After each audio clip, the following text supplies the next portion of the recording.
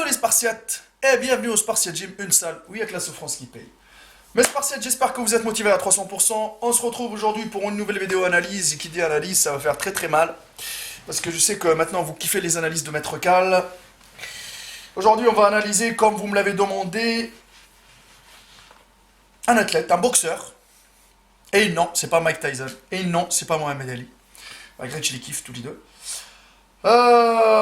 Chacun sa période. Alors là, on est à la période de Anthony Joshua. Eh oui, eh oui, oui, oui, oui, oui. Un boxeur poids lourd, super lourd. Et il est super, super lourd parce que quand on parle de ses mensurations, 1m98 pour 113 kilos. What the fuck, la bête. Alors, le jour où tu vas ramasser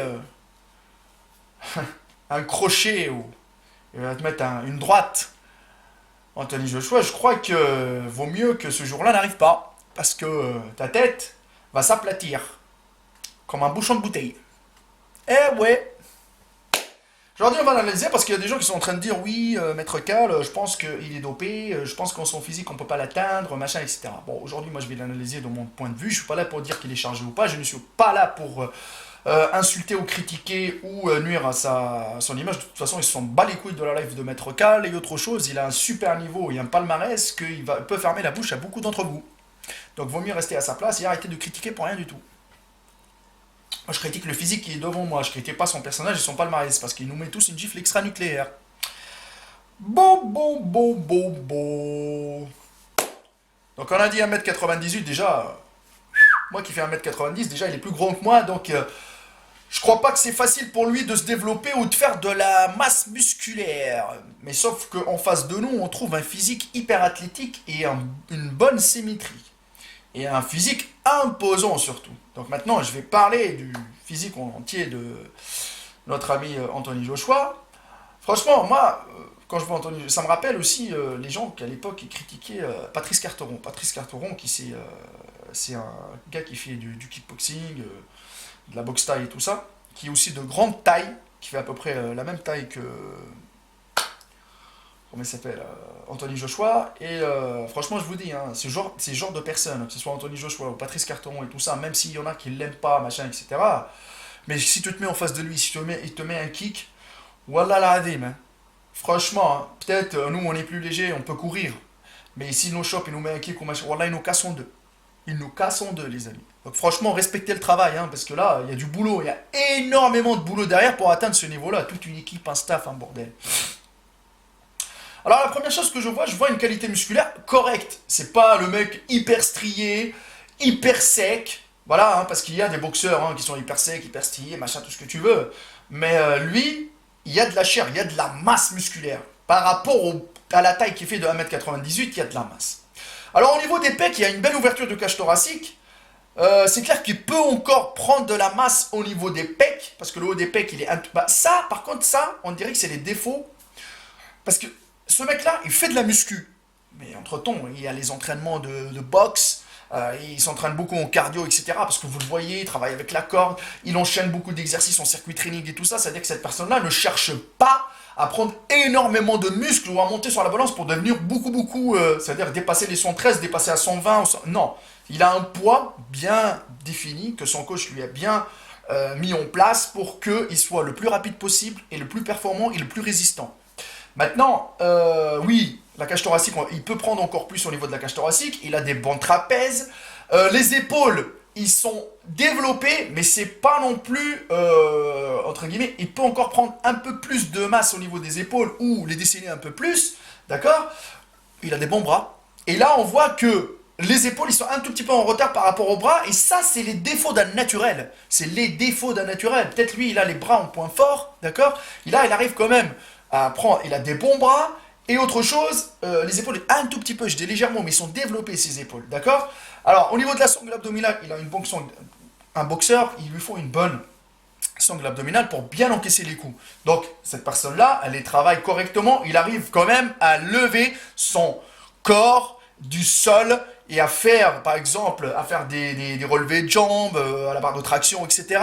Cette personne-là elle peut faire des tractions et tout ça. C'est-à-dire que c'est, même avec ses 1m98, 113 kg, il lève du sol. C'est-à-dire que cette personne-là, elle travaille énormément. Il est hyper athlétique. Il a un super dos, il a un bon dos, d'accord. Et je le répète encore une fois, il a des bons trapèzes. Maintenant, pour ses 1m98, on va parler, déjà, quand on le voit, on va parler de ses mollets. Parce que les gens, ils m'ont attaqué, moi, par rapport aux mollets. Mais c'est compliqué de développer ses mollets quand on est grand de taille. Mais regardez lui. Lui, eh, il est suivi, il a un super coach.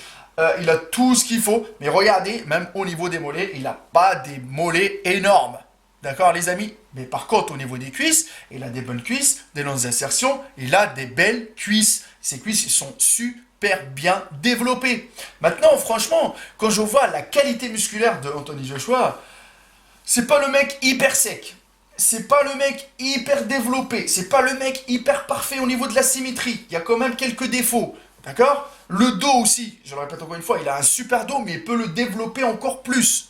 Mais, et autre chose, des fois, pendant les compétitions, des fois tu le trouves plus sec, des fois tu le trouves un tout petit peu plus gras, et ça c'est normal parce qu'on peut pas, quand on est naturel, on ne peut jamais avoir la même condition physique. C'est compliqué pour nous d'entretenir la même condition physique. Si ça soit millimétré, des fois il change par exemple, il va par exemple changer les aliments, il va changer son régime alimentaire, le stress, la fatigue, les préparations pour les compètes, c'est pour ça qu'il y a un staff énorme. Mais moi, personnellement, sur le physique qu'il a, il a un physique monstrueux. Hein. Faites attention. Hein. Quand vous mettez face à un mec comme ça, là, il est impressionnant. Hein. Parce que vous le regardez à travers YouTube, les vidéos, machin. Mais en face de vous, ce mec-là, il est impressionnant.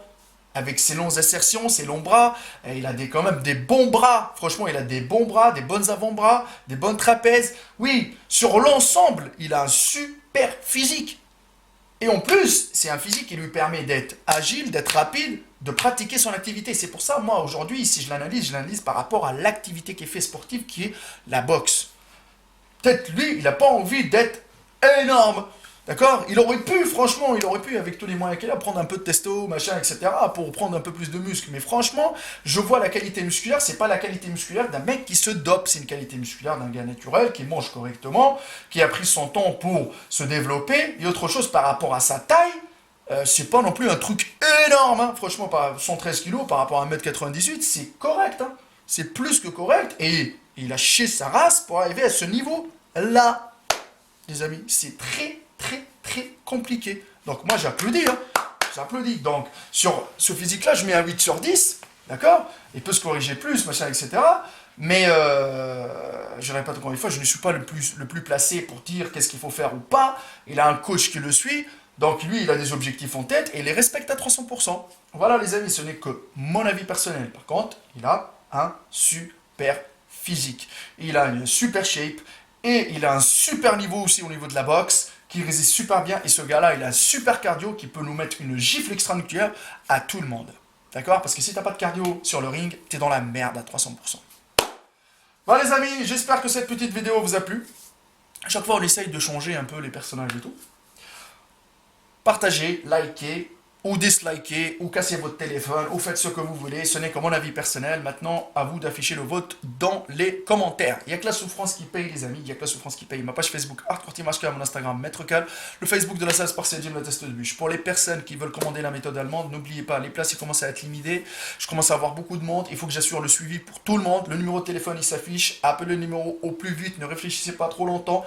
Par la suite, on va faire l'analyse morphotype pour connaître qu'est-ce qu'il faut faire pour vous? Est-ce qu'on part sur une prise de masse? Est-ce qu'on part sur une sèche? Quels sont les points forts, les points faibles? On va tout travailler ensemble et le personnaliser à 300%,